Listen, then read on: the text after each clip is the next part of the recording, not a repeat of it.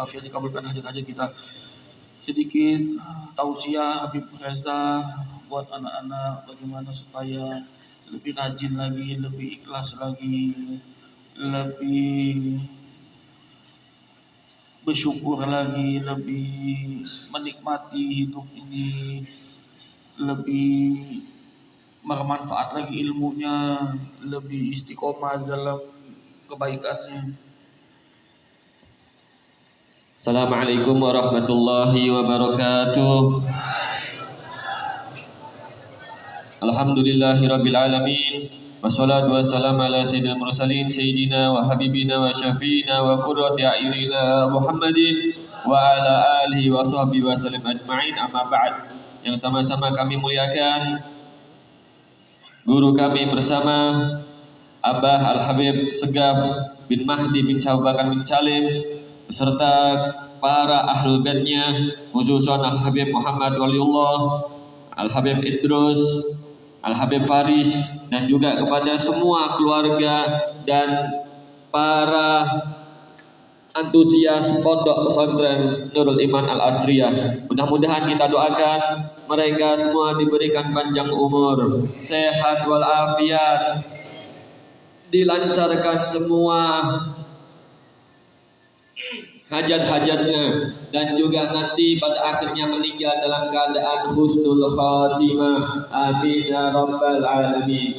Alhamdulillah, di hari yang mulia ini, di hari Jumat, kita sudah menunaikan semua kegiatan-kegiatan di hari Jumat. Dan patut diketahui, semua dari mulai kita sholat Jumat, yaitu ada khutbah, dua khutbah. Anak melihat masih banyak ketika khutbah masih pada tidur, dan itu tidurnya membatalkan wudhu. Kira-kira kalau bangun langsung sholat, sholatnya sah apa enggak? Sah apa enggak? Enggak sah karena wudhunya batal. Terus siapa yang tanggung jawab? Kita semuanya yang tanggung jawab, apalagi yang sebelahnya tahu dia tidur membatalkan wudhu, dia tidak mengingatkan, dia yang menanggung dosanya. Jadi lain kali malam Jumat atau setiap kegiatan yang wajib yang membutuhkan wudhu, kita perhatian sama sebelah kita, belakang kita, dan di sekitar kita. Perhatian sesama teman. Bahkan satu pondok ini bukan dikatakan teman, akan tetapi keluarga. Kita di pondok jadi ikatan kekeluargaan yang sebelum di pondok kita tidak kenal satu sama lain. Akan tetapi ketika masuk pondok kita punya ikatan, yaitu ikatan persaudaraan. Satu pondok, satu iman, dan juga satu guru. Perhatian. Sama teman aja harus perhatian, apalagi sama ahlul bait Al-Habib Segaf bin Mahdi bin Syekh Abu Bakar bin Salim waladu syekh. Ya, kata Imam Syafi'i, anak guru itu adalah guru. Jangan antum hormat, takdim, memuliakan sama guru, akan tapi guru itu punya anak, antum tidak memuliakan, berarti antum sama aja tidak memuliakan guru antum. Antum memuliakan guru antum dengan cara memuliakan juga anak-anaknya. Jangan cuman ada guru antum lewat, ada guru antum berdiri. Itu termasuk salah satu memuliakan. Tapi jangan cuman itu aja. Kalau misalkan antum memuliakan guru cuman berdiri doang, tapi di belakang guru antum tidak memuliakan apa aja yang telah diperintahkan guru, sama aja antum tidak memuliakan guru. Memuliakan guru termasuk menjalankan semua perintahnya. Kalau perintahnya taat kepada Allah, tapi kalau nggak taat jangan diturutin.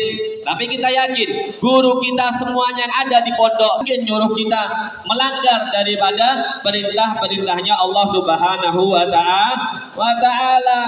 Paham nggak kira-kira sampai sini? Paham nggak? Poin pertama tadi yang telah saya sampaikan, perhatian sesama teman, khususnya dalam ibadah. Temannya tidur, antum melihat membatalkan wudhu, dibangunin, suruh mereka wudhu. Apalagi khususnya semua para pengurus pondok pesantren Al Asriyah Nurul Iman. Kira-kira bisa dijalanin nggak? Bisa dijalanin nggak?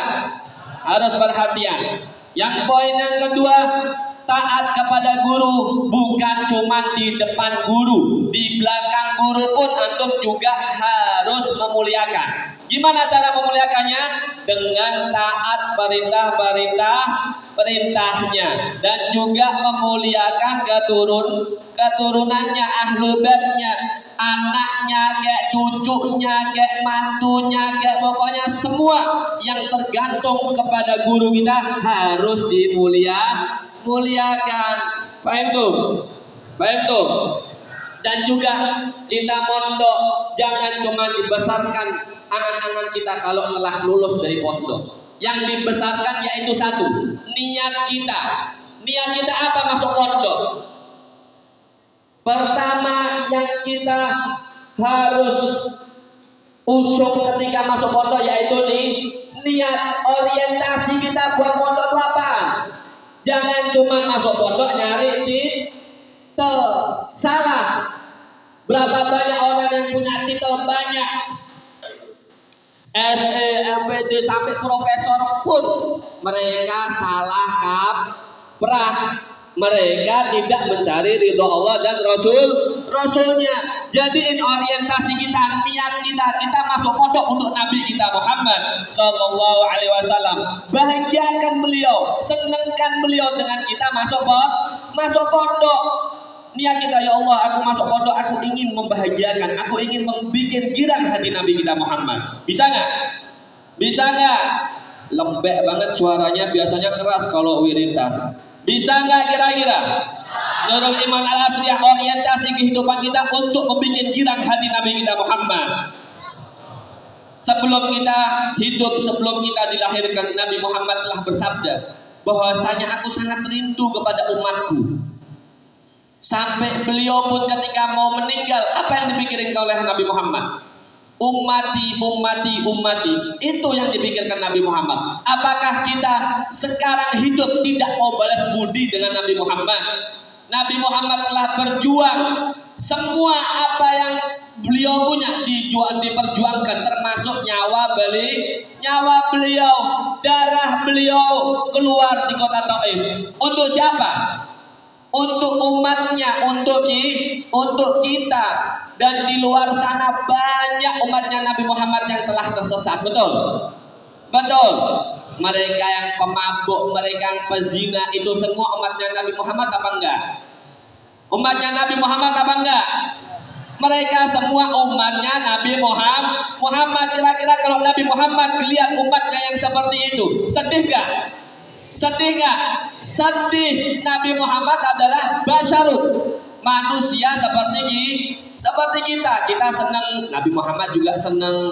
Kita sedih, Nabi Muhammad juga sedih. Kita sakit hati, Nabi kita Muhammad juga sakit hati. Jadi nanti kita kalau liburan pulang ketemu pezina, ketemu pelacur, ketemu pemabuk, jangan sampai kita pemabuk ini pasti masuk neraka. Jangan pernah kita memvonis orang. Kita ngerasa lebih mulia aja, jangan sampai, apalagi kita sampai memvonis. Kita ngerasa lebih mulia. Kita ketemu sama pelacur, kita ketemu sama pemabuk. Kalau misalkan kita ngerasa lebih mulia, berarti hati antum masih kotor. Sedangkan Allah ngelihat hati kita, bukan dohir kita. Apa yang dilihat oleh Allah? Hati. Kalau hati kita bersih, insya Allah akan mandang kita terus.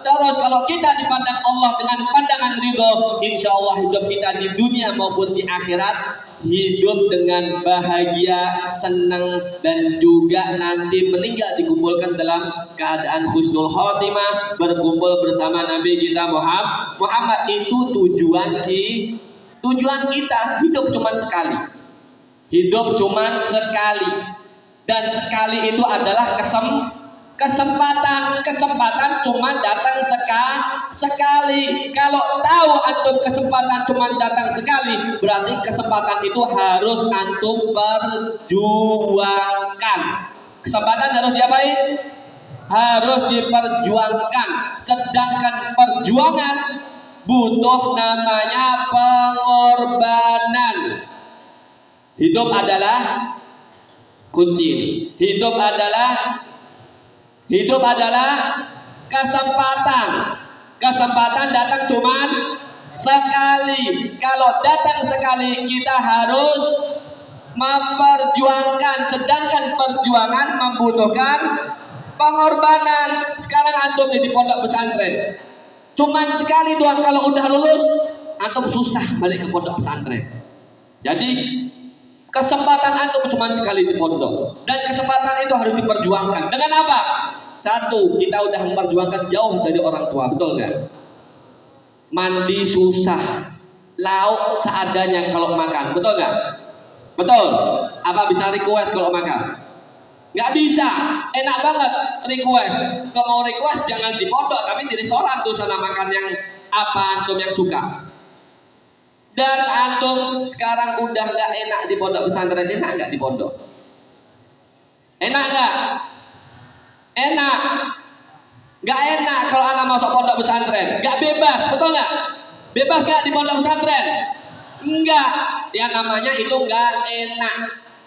Kalau misalkan antum udah nggak enak dibuat main-main, lulus antum juga nanti waktu lulus dari sini keluar dari pondok pesantren dan orang tua kita udah meninggal dunia, siapa kira-kira yang mau bantu kita? Ada nggak? Kalau kita udah lulus, sedangkan antum ketika di pondok main-main, nggak memperjuangkan kesempatan antum, terus antum lulus dari pondok pesantren, sedangkan orang tua antum telah meninggal, kira-kira kalau misalkan antum hidup nggak enak di luar, siapa yang mau bantu kita? Ada. Kalau sekarang nggak enak, uang habis, kita tinggal telepon orang tua, betul nggak? Betul. Berarti kita udah kira-kira 15 tahun, ada yang 20 tahun merepotin orang tua. Sekarang gantian kita, balas budi. Nanti ketika lulus, kita akan menyenangkan orang tua. Semua santri Nurul Iman kira-kira siap nggak balas budi kepada kedua orang tua untuk menyenangkan kedua orang tua kita? Siap nggak? Siap nggak? Shallu ala Nabi Muhammad. Mudah-mudahan sedikit dari saya bisa antum amalkan sehingga nanti antum lulus dan juga punya kehidupan yang selalu diridhoi oleh Allah Subhanahu wa taala dan dapat cintanya Nabi kita Muhammad. Assalamualaikum warahmatullahi wabarakatuh. Alhamdulillah, Habib Reza tadi sudah menyampaikan bagaimana semangat beliau. Karena beliau juga pernah mondok lama juga. Berapa tahun? 11 tahun. Jadi beliau sudah tahu bagaimana berada hidup di dalam pesantren. Tapi Pak Aris orangnya pemalu. Beliau ini jurusan bahasa Arab, pesantren, habaib juga di Jawa. Berapa tahun hidup Pak Aris? Sama 11 tahun juga. Alhamdulillah. Tapi Habib Aris mengajar di kelas berapa? Kelas 10 SMA. Alhamdulillah. Tadi motivasi dari Habib Reza, bagaimana kita supaya menjadi kebanggaan kedua orang tua kita selesai dari pesantren. Alhamdulillah kemarin saya juga lihat anak-anak yang sudah lulus dari pesantren. Orang tuanya semuanya bangga sekali anaknya bisa lulus dari pesantren. Dan saya lihat tidak ada wajah sebahagia ketika melihat anaknya lulus dari pesantren. Kemarin waktu saya mengisi majelis taklim di tempat Ustaz Abdul Rauf sama Abdul Rahim, beliau sama-sama kerja di punya perusahaan lah, punya toko HP lah. Punya toko HP, dari toko HP itu mereka bikin majelis taklim. Saya lihat dari 4 bersaudara yang mondok di Nurul Iman itu cuma satu, yaitu Abdul Rauf ini.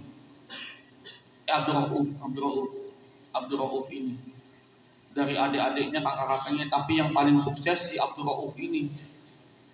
yang lulusan Nurul Iman ini punya toko HP sama punya majelis taklim. Tapi yang adik-adik yang lain 3 orang itu sekolah di luar, pesantren di luar, tidak sebarokah si Abdul Rauf ini. Gitu. Jadi memang benar kata almarhum Habib Segaf bin Mahdi bin Syekh Bahar bin Salim, kalau nggak jadi orang kaya jadi ulama besar.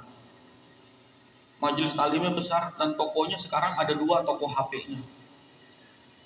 Ini saya bukan memperbanding-bandingkan orang sekolah di luar sama sekolah di Nurul Iman, enggak.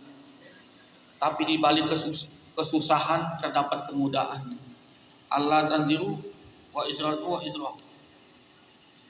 Ya, di balik kesusahan ada kemudahan. Mudah-mudahan kita semua diberikan jalan yang lurus oleh Allah, yaitu jalan Shirathul Mustaqim, jalan menuju kemuliaan, kemenangan dan keridhaan Allah Subhanahu wa taala. Betul apa yang disampaikan Habib Reza tadi, jangan sampai kita mengecewakan hatinya Nabi Muhammad SAW. Karena hidup itu cuma sekali, kata beliau.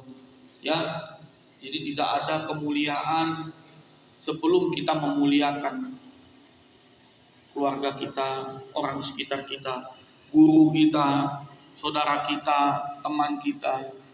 Tidak ada kesedihan melainkan diri kita yang membuat sedih diri kita sendiri. Karena semua itu kembali kepada hati nurani kita. Kebahagiaan itu gampang, simple. Cukup senyum sudah bahagia hati kita. Di sini belum ada yang senyum, belum bisa membahagiakan dirinya. Senyum sudah pasti bahagia. Coba senyum. Bahagia gak hatinya? Simple. Kebahagiaan itu di hati. Kesusahan hanya sebentar. Kebahagiaan selama-lamanya bagi siapa? Bagi orang-orang yang ikhlas. Apapun kalau kita kerjakan tidak ada keikhlasan di dalam hati kita, kita tidak akan bisa menemukan kebahagiaan dan kemuliaan. Sebab itu orang-orang yang mulia, orang-orang yang selamat, yang masuk surga adalah orang-orang yang dengan mukhlisin, orang-orang yang ikhlas. Kita tadi di sini di Nurul Iman kerjaannya bagian sapras, bagian peternakan, bagian guru mengajar. Tanpa ada keikhlasan, sia-sialah amal kita. Menjadi rugi kita. Sebab itu bukan saya itu marah-marah, nggak ada gunanya marah-marah. Karena marah-marah itu diawali dengan kegilaan dan diakhiri dengan penyesalan. Sebab itu nasihat itulah yang sangat dibutuhkan, walaupun nasihat itu pahit. Yang manis itu hanyalah pujian. Terlalu banyak pujian, terlalu banyak manis di dalam hidup, bisa kena penyakit diabetes. Maka dari itu mudah-mudahan kita dijadikan orang-orang yang ikhlas. Di pondok itu bahagia, senang memang karena Allah Ta'ala. For Allah. Karena Allah kita itu. Punya teman-teman banyak tadi kata Habib Reza. Bersyukur di pondok punya teman-teman yang banyak yang baik-baik. Nanti di luar sana teman-teman Nurul Iman juga yang sama-sama baik, sehati, sependapat, sepemikiran, sejodoh. Bener. Saya kemarin ketemu teman punya restoran, warung makan sama Ustadz Mahbub, saya ke sana. Dia cerita, dia curhat. Teman-temannya manfaatin dia. Pada ngutang sama dia, ada yang 500 juta. 500 juta ini uang semua, bukan daun ini. Ada yang 400. Ada lagi satu orang yang 150 juta ditipu.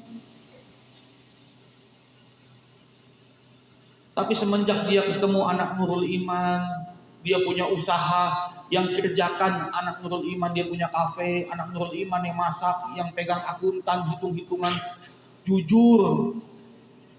Gak ada korupsi, bayangkan. Anak Nurul Iman itu takut sama Tuhan. Saya diajarkan sama Abah takut sama Allah, jangan takut sama presiden, jangan takut sama orang tua, jangan takut sama manusia, takut sama Tuhan. Kalau takut sama manusia, murtad saya. Saya cuma boleh takut sama Allah. Bayangkan. Sekarang Pak Haji sukses, mulia. Tapi teman-temannya yang di luar sana, yang dia teman dari kecil, SD, SMP, SMA, itu yang mencuri uangnya sampai 800 juta. 800 juta di sini saya yakin nggak ada yang punya sebanyak itu uang. Itu Pak Haji ditipu 800 juta. Teman sekolah dari kecil, SD, SMP, SMA. Kenapa? Karena SD, SMP, SMA tidak diajarkan untuk takut kepada Allah. Di mana diajarkan takut kepada Allah? Cuma di pondok pesantren. Ati Allah wa ati Rasul wa uli amri minkum. Cuma diajarkan pesantren aja.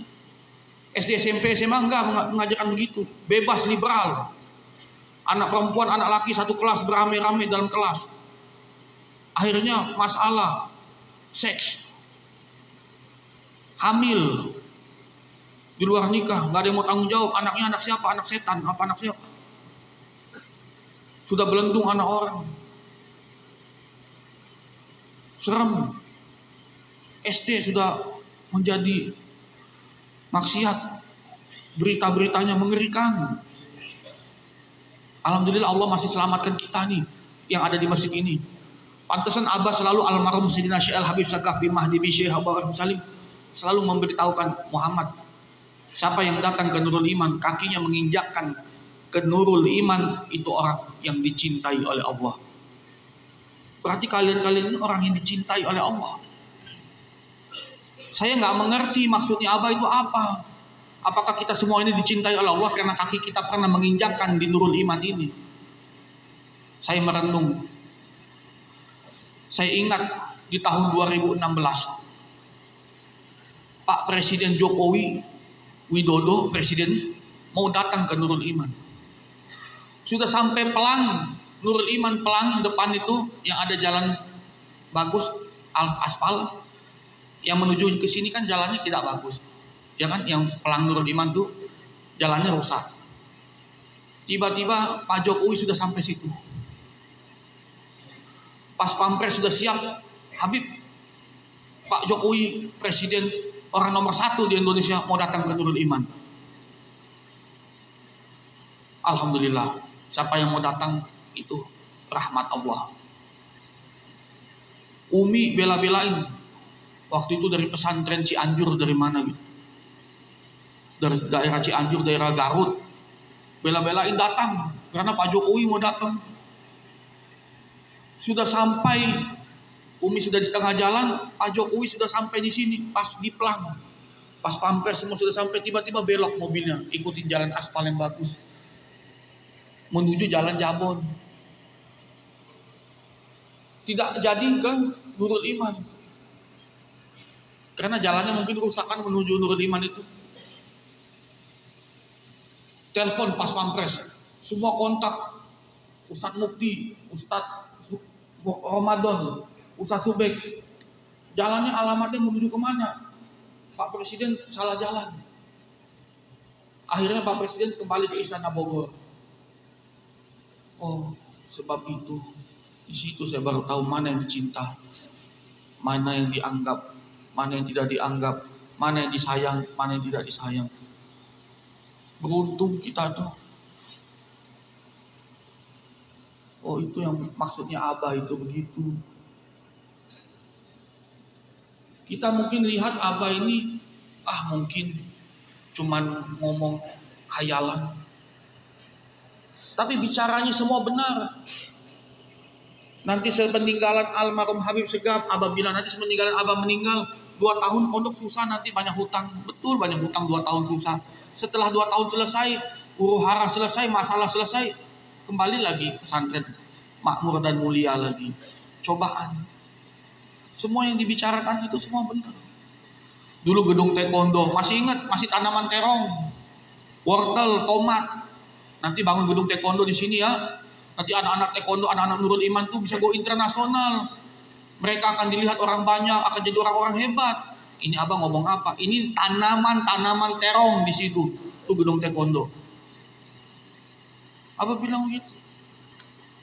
Sekarang jadi gedung taekwondo dan dilihat oleh orang-orang banyak anak santri Nurul Iman taekwondonya. Ini dulu masjid. Masjid ini dulu lapangan bola. Abah pernah bilang apa? Nanti jadi tempat musola, jadi tempat masjid, tempat orang sholat. Ini lapangan bola punya orang kampung, setiap hari main bola di sini. Mana aja nanti jadi masjid di sini. Tapi terwujud. Karena orang alim, orang soleh itu hatinya bersih. Mereka nggak ada seuzon sesama makhluk ciptaan Allah. Sebab itu hati kita harus bersih, kita harus banyak teman. Di Nurul Iman ini sama-sama mempunyai kemuliaan, barokah Nurul Iman ini. Kita dapat rezeki dari Nurul Iman. Kita dapat kemuliaan dari Nurul Iman. Kita dapat ilmu dari Nurul Iman. Kenapa? Lewat Nurul Iman inilah ridhonya Allah. Makanya Allah sayang, sudah sayang sama kalian. Kaki kalian bisa di sini. Makanya mengerikan. Pemimpin yang tidak menepati janjinya haram masuk surga. Bayangkan. Pemimpin siapapun pemimpin yang tidak menepati janjinya haram masuk ke dalam surganya Allah. Buka hadis. Makanya berat menjadi pemimpin itu. Memang enak di dunia. Kelihatannya dia nomor satu. Dia lebih hebat dari kita. Tapi apa arti itu semua? Sebab itu kita mesti banyak bersyukur. Kalau kita dikasih kesempatan menjadi pemimpin, gak apa-apa ambil. Yang penting kita jujur. Kita sidik. Amanah. Tepati janji. Gak apa-apa. Karena surga yang paling tinggi derajatnya adalah derajatnya para pemimpin. Jannatul Firdaus, tempatnya para nabi-nabi, yaitu pemimpin. Kalau yang paling cetek, yaitu orang rendahan, paling bawah, paling miskinnya manusia. Makanya kalian mau pilih mana? Mau pilih surga yang mana? Nah, jadilah pemimpin. Yang penting cuma jujur aja. Selesai kok. Mulia kok. Gampang masuk surga itu. Kata siapa susah? Susah itu kan bagi orang-orang jahat. Kejahatan itu susah. Lebih susah daripada kita melakukan kebaikan. Kalau kita mau melakukan kejahatan, kita mencuri, kita harus sembunyi-sembunyi. Kalau kita ketahuan, kita habis dibunuh orang, dipukulin orang. Nama kita sudah dicap menjadi pencuri. Tapi kalau kita menjadi orang baik, kita punya teman banyak, kita sopan mintanya, kita dikasih sama teman kita punya banyak teman dikasih sama teman kita. Lebih gampang daripada kita harus mencuri. Mencuri itu kan berputar otak 2 kali lipat daripada melakukan perbuatan baik. Belum nanti kita gelisah. Bener nggak? Pernah ngajar nggak di penjara? Pernah dengar cerita-cerita penjahat-penjahat, pembunuh-pembunuh nggak? Mereka setiap kali tidur, setiap kali hidup, setiap kali bernapas, setiap kali makan, mereka terbayang orang-orang yang dibunuh.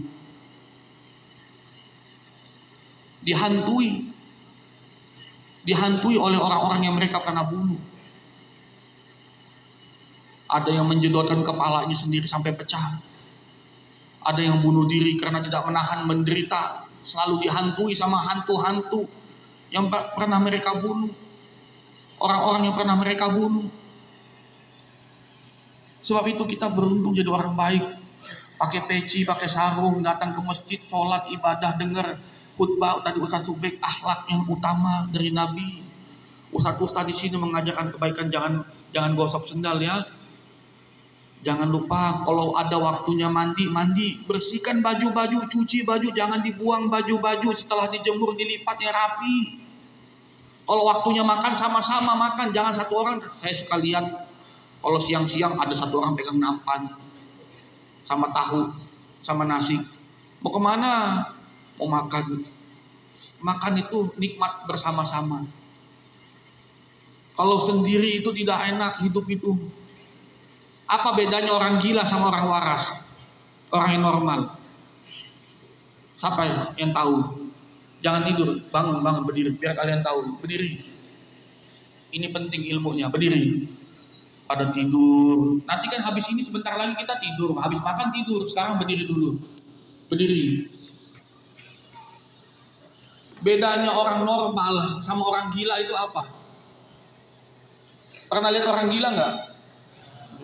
Hidupnya sendiri apa bersama-sama? Kenapa dia bisa gila? Dia tidak ada teman. Dia tidak punya saudara. Dia tidak punya keluarga. Hidupnya hanya mau sendiri, bersosial sendiri. Akhirnya tiang listrik diajak ngobrol sama dia. Tembok diajak ngobrol sama dia karena nggak ada teman. Orang gila berkeliaran sendiri apa beramai-ramai? Karena dia tidak ada teman. karena dia kesepian. Begitu pula manusia kalau kesepian sendiri, dia akan menjadi gila dengan sendirinya. Makanya Nabi Adam berdoa, ya Allah berikan aku siapa? Berikan aku siapa? Hah? Ada teman, ada kawan, teman hidup siapa? Itu Siti Hawa istrinya. Supaya engkau tidak kesepian, tidak boring, tidak bosan. Begitu pula kita di Nurul Iman, ada teman kanan kiri, teman semua kenal. Ini satu sama lain nggak kenal dari mana Jawanya, satu nggak tahu, yang satu dari Sunda nggak tahu, yang satu dari Sumatera nggak tahu. Makan juga sendiri-sendiri nggak boleh. Makan satu nampan bersama-sama. Oke, sekarang duduk. Jadi bedanya gitu ya, orang gila sama orang waras ya. Karena manusia itu diciptakan bersosialisasi. Ya, paham? Jadi kalau mau gila hidupnya sendiri. Jadi gila betul. Nanti tiang listrik kamu ajak ngomong. Ya, piring diajak ngobrol, sendok diajak ngobrol. Kenapa? Karena dia tidak menganggap orang sekitarnya adalah saudaranya. Makanya di akhirat nanti orang-orang yang gila-gila itu terbengkalai hidupnya dia. Warawiri aja kemana aja dia mereka. Di tengah-tengah ke neraka enggak, ke surga enggak. Terakhir. Masuk surganya terakhir mereka. Karena enggak jelas. Kenapa? Karena di waktu hidupnya tidak pernah menghargai orang-orang yang baik di sekitarnya. Tidak bersyukur, masih ada yang mencintai dia, masih ada yang menyayangi dia, masih ada yang memberikan dia makanan, masih ada yang membikiskan dia makanan, masih ada orang yang membangunkan dia tidur. Tadi kata Habib Reza, temannya juga harus saling menasihati, temannya lagi tidur dibangunin, bang jangan tidur, ada khutbah Jumat. Sama saya juga ngantuk sama kalian, malah saya lebih capek juga, harus ngurus orang lagi di luar sana. Ulama sama psikologi itu sama. Ulama itu menyelesaikan manusia, umat itu dari masalah dunia akhirat, bayangkan. Jadi kalau ada orang yang gelisah, ada masalah duniawi, masalah akhirat, pasti mesti datang ke ulama. Kalau datang ke psikologi, bayar kita. Psikologi itu untuk apa sih? Curhat. Dulu waktu hidup saya pernah begini, saya sekarang begitu, saya begitu. Itu psikologi, curhat, bayar. Supaya tidak gila, nanti dikasih obat penenang. Supaya dia tenang. Dulu pernah maksiat, jadi biar tenang dikasih obat penenang. Psikologi. Tapi orang Islam, makanya adanya kiai, ustadz, habib, ulama. Supaya apa? Kalau ada masalah umat yang dunia akhirat itu diselesaikan sama ulama kiai ini. Kalau bahasa Inggrisnya orang-orang psikologi. Makanya beruntung ada ustadz di sini, ada Habib Reza, Habib Faris, ada Ustadz Subeh, Ustadz Mahbub, Habib Idrus, Ustadz Bambang, Ustadz Jalil, Ustadz Muki, Ustadz AA, Salahuddin. Kemana Ustadz AA? AA kemana AA? Ya mesti banyak bersyukur. Ada teman-teman di samping, bang curhat dong, mau cerita nih saya dulu hidupnya ini bagaimana ini, miskin, kismin, papa kedana, miskin papa. Bagaimana supaya nanti usaha lancar, supaya bagaimana bisnisnya supaya usaha lancar. Kan itu semua bisa dibicarakan dan manusia itu akan tenang. Tapi kalau masalah diselesaikan dengan sendiri nggak akan sanggup. Makanya Nabi Muhammad ada Sayyidina Abu Bakar.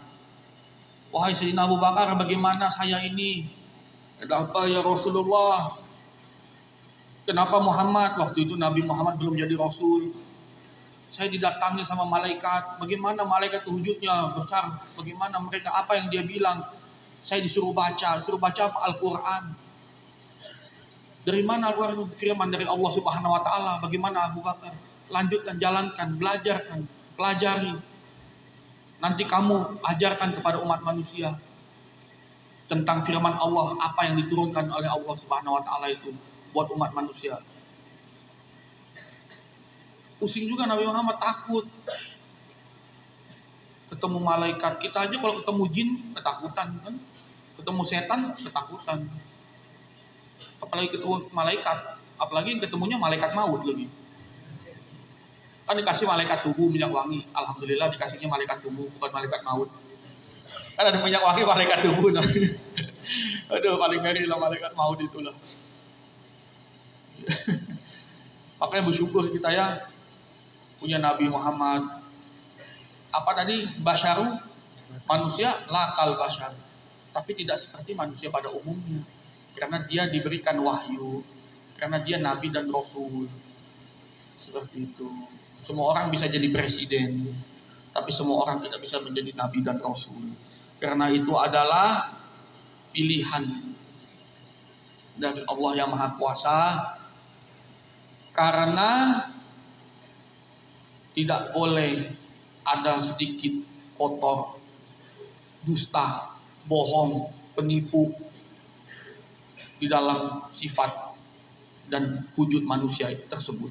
Kalau masih ada sifat bohong, pendusta, penipu, ngaku-ngaku jadi nabi, ngaku jadi rasul, waktu kecilnya maknya jadi kibulin, apalagi orang lain. Itu makanya hati-hati. Makanya beruntunglah kita menjadi umat Nabi Muhammad yang mau menjamin kita menjadi orang yang ahli surga. Karena tadi yang disampaikan Ustaz Subaik, Nabi Muhammad di yaumil mahsyar, di alam mahsyar pun masih sujud supaya umat itu nggak masuk neraka.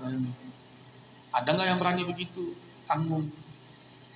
Makanya jangan gampang-gampang ngaku-ngaku jadi nabi, ngaku-ngaku jadi rasul. Berani nggak dia mau masuk neraka? Berani mati nggak dia? Nabi Muhammad tuh berani mati. Perang, dihajar sama orang non muslim, sama orang kafir. Kamu orang berani nggak dihajar? Saya mau tanya. Dipukul, dipanah, dipedang, ditusuk, diracun. Berani nggak? Kalau ada orang yang berani mau jadi nabi jadi rasul, berani nggak diracunin? Kasih racun tikus, makan racun tikus, berani nggak dia? Di akhirat mati aja masih takut mau jadi nabi jadi rasul. Ini ya itu saja. Mau happy, mau gampang, senyum. Yang penting tiang listrik jangan disenyumin. Nanti lama-lama gila. Banyakin teman ya. Lihat Habib Faris, sabar, nggak pernah marah. Pernah lihat Habib Faris marah nggak? Ciri-ciri wali Allah, ciri-ciri orang yang dicintai oleh Allah, dia nggak pernah marah. Wali Allah itu nggak boleh marah. Gak pernah marah dia, ngomel, senyum. Iya. Guru sekumpul Syekh Muhammad Abdul Ghani ada ceramahnya. Dia namanya waliullah, ulama waliullah itu nggak boleh marah-marah. Makanya Habib Faris nggak usah marah, yang marah kita aja. nggak boleh marah juga. Tapi harus dinasihatin, serius.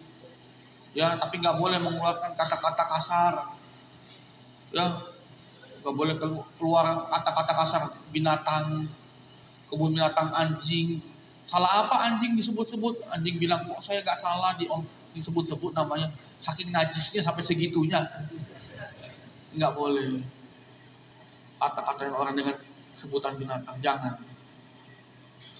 Mudah-mudahan kita semua dilindungi oleh Allah, dijaga oleh Allah, dijauhkan daripada orang-orang jahat, dan dijauhkan daripada gangguan-gangguan syaitanir rajim. Subhana rabbika rabbil izzati amma yasifun wa salamun alal mursalin walhamdulillahirabbil alamin. Mudah-mudahan bermanfaat. Jangan lupa mandi, sikat gigi, sabun, cuci baju, ganti baju, makan, istirahat, ya, peci dicuci, jangan bau kucel, bau kumel, dekil kuman. Sikat gigi karena bersyukur ciptaan Allah. Ada gigi. Pakai sabun, muka disabunin, semua disabunin. Alhamdulillah masih ada hidung. Ya, jadi bersyukur karena itu. Ya, ingat yang keluar dari Nurul Iman semuanya orang tuanya bangga.